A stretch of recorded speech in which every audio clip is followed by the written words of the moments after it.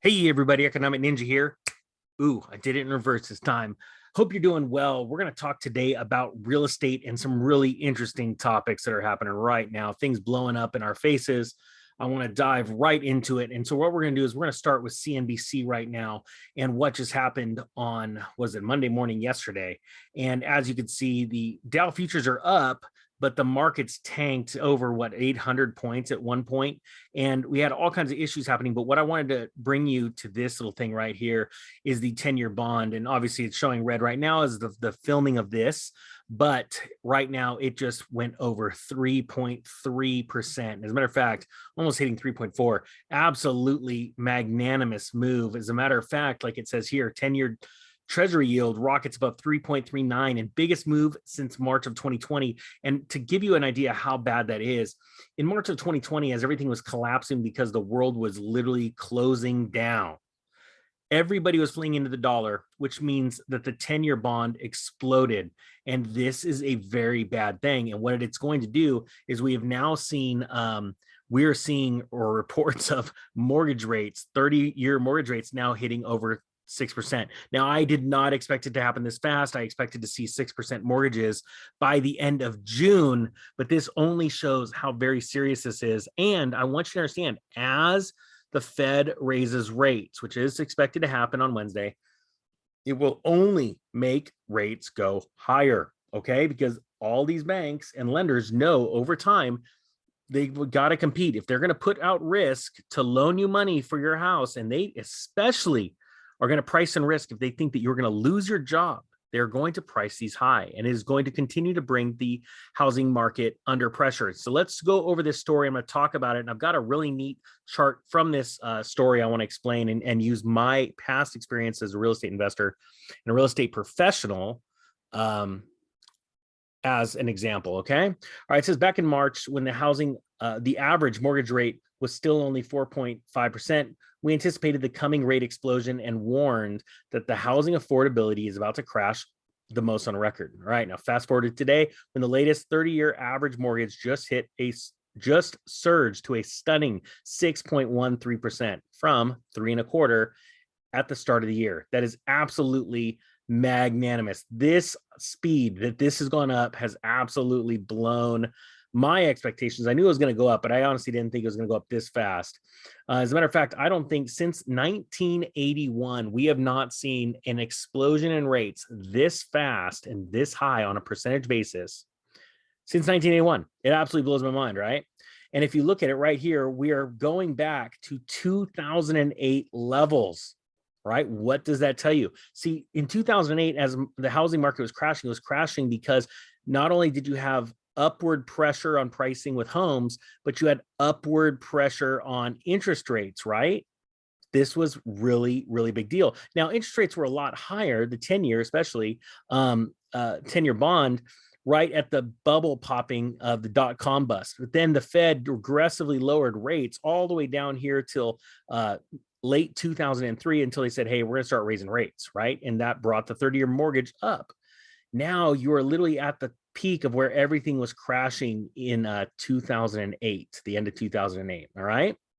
Now it says the highest rate since the great housing crash of 07, 08 is in the process of sending housing affordability, just as we warned, to the lowest on record, all right? So now here we go. Check this out. It says right here, this is housing affordability. This is the housing affordability index. And if you look at it, a high number means that housing is cheap relative to other, expenses. Okay. So this is the home buyer affordability fixed mortgage index. All right. So if you notice here, it says right here, the mid price is 109, and we've just hit, this is 109, and it looks like it's going lower.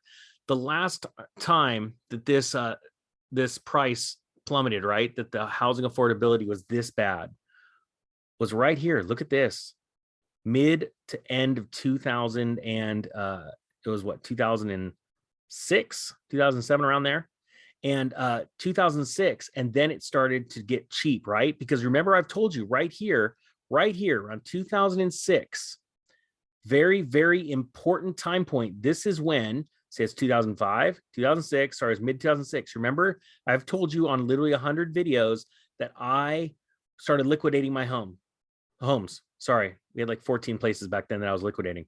And that is when everything started to crater up. And the reason why was because around right here is when mortgage rates started to rise because the Federal Reserve started raising interest rates. Okay. And you could see the amount of time still, it was getting more and more expensive to buy a home because of increased interest rates and increased home prices. Then it started to get cheap. Okay. We had a sell off of homes, including here. Ninja was selling right around here going, oh crap, we're screwed. It hit peak cheapness literally in 2012. And now we've seen a consistent rise now or drop in affordability, right? So this is where it gets really nutty. It was peaking up here. We were doing good. Their housing was getting a little cheaper, but then we just started to plummet. All right. Now let's go back. This is really important to show. It says right here, it's about to get even lower because a simple back of the envelope calculation reveals that the jump in mortgage rates from 3.25% to 6.13 means that the new home buyer faces an average monthly payment on typical new $350,000 mortgage, which isn't really typical anymore. The median existing home price is just under $400,000. That has gone up from $1,500 to $2,100. That's a 40% increase in 6 months. And they're talking about the payment. All right. So that this is getting out of control, right? Another way of putting it, at a 6.13 mortgage, and rates will keep rising for a long time, with the Fed now set to hike between 125 basis points and 150 basis points in the next 2 months, the average home price needs to fall 30% to reach pre-COVID affordability. So here is the thing. It says right here, and I'm going to explain this. Whether it is intended or not, the Fed is about to unleash the biggest housing crisis since the bursting of the 2007 bubble. It also means that in a few weeks, the Fed's scramble to undo the damage it has done to the US economy will make March 2020 seem like a walk in the park. And I cannot agree more. You are literally seeing history in the making when it comes to a housing crisis. And the reason why is because emotion is going to take over in this one, and fear.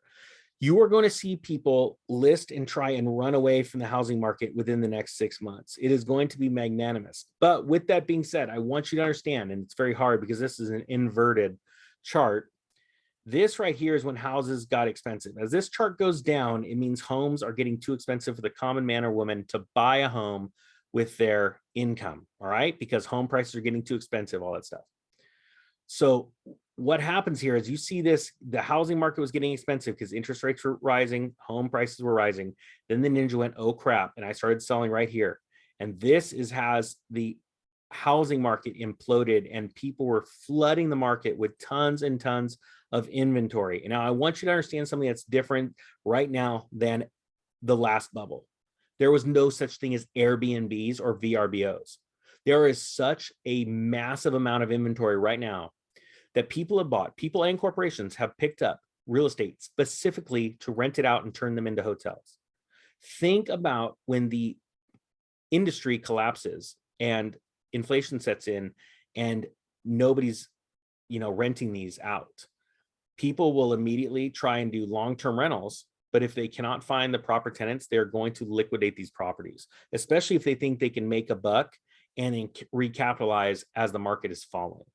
I think you are going to see an insane amount of real estate. As a matter of fact, I've got to do a new Airbnb and VRBO collapse video for you guys. So I hope you guys got something out of this, because I think it's very, very important to realize how big this is. And in the coming months, no joke, in the next 6 months, you are going to see fireworks, but it is not going to be the bottom. There's going to be a lot of shaking out.